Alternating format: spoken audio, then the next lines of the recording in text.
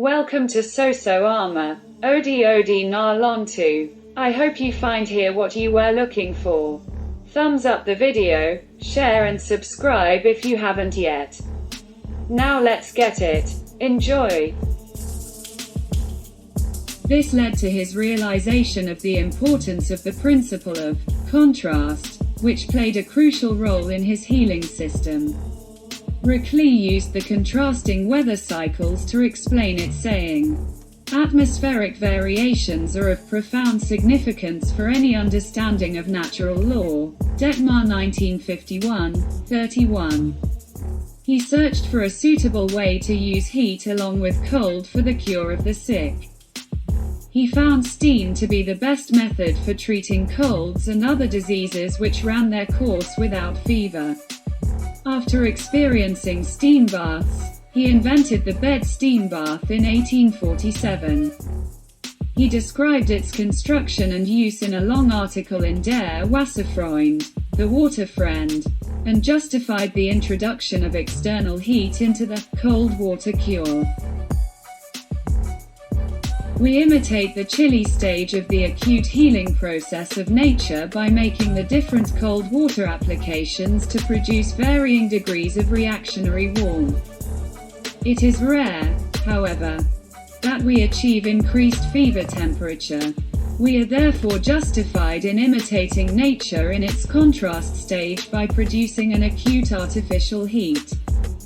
The steam bath has proven a most suitable method. It results in a redness, swelling of the body, and increased pulse and breathing rate, which is most appropriately defined as artificial fever. We wouldn't like to be a water doctor if we couldn't apply this versatile measure. Without it, we would be completely helpless and have to give up in the face of many illnesses. The cold procedures are more effective when employed with steam and sunbathes. Because the contrasting applications lift each other up and achieve much faster results in most cases. So-called cold water establishments which only apply the principle of cold are irrational. Because the true water cure encompasses all degrees of temperature which can be tolerated by the human organism. This includes the steam and sunbathe. Therefore we call it simply the water cure, not the cold water cure. At the same time Reclus experimented with steam. Johann Schroth in Linderwiese was enriching nature cure with warm baths and hot compresses. Knipe made his first acquaintance with water treatment 3 years later. Thus, it is Schroth's and Reclus' achievements to have introduced warm baths and the use of steam into nature cure. Reclus' spectacular success as a healer convinced him to abandon his original profession and devote himself to the treatment of the sick. He fell ill with pleurisy in 1852, but cured himself with natural treatments, and on the advice of friends, went to Velds in Slovenia for his convalescence. Until then Reclus was avoided as an odd fellow and looked down upon, even by other nature doctors. His struggle was difficult, not only because his methods were new, but also because the Slovenic population, which did not take much of a liking to this peculiar foreigner, caused him many difficulties.